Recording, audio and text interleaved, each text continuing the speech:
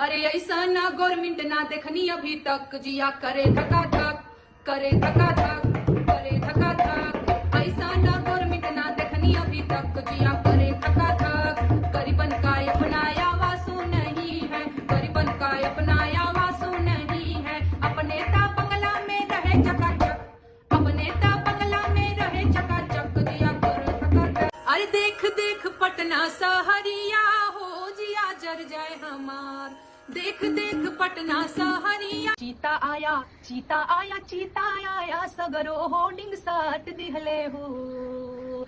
चीता आया चीता आया चीता आया, सगरो होर्डिंग साट दिहले हो। ए ललनाया आजू के दिनवा ऐतिहास।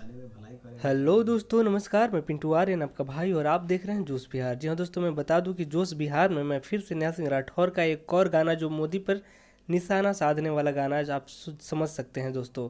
जी हाँ दोस्तों, मैं बता दूं कि मोदी पे एक और गाना लेकर आ गए हैं नया सिंह राठौर, और बेरोजगारों के रोजगार दिलाने की बात कही गई इस गाने में। तो चलिए हम लोग सुनते हैं इस गाने को और फिर बातें करते हैं इस वीडियो के अंत में। अरे ऐसा ना गवर्नमेंट ना देखनी अभी तक, जिया करे धका धक, करे धका धक, करे धका धक। ऐसा ना गवर्नमेंट ना देखनी अभी तक, जिया करे धका धक।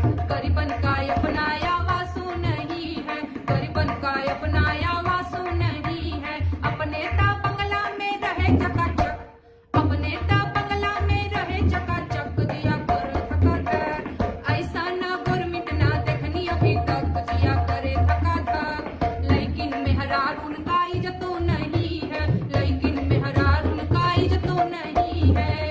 गलियन में दारिंदा तक लाए के टक, गलियन में दारिंदा तक लाए के टक, जिया करे धका धक। ऐसा ना गवर्नमेंट ना देखनी अभी तक, जिया करे धका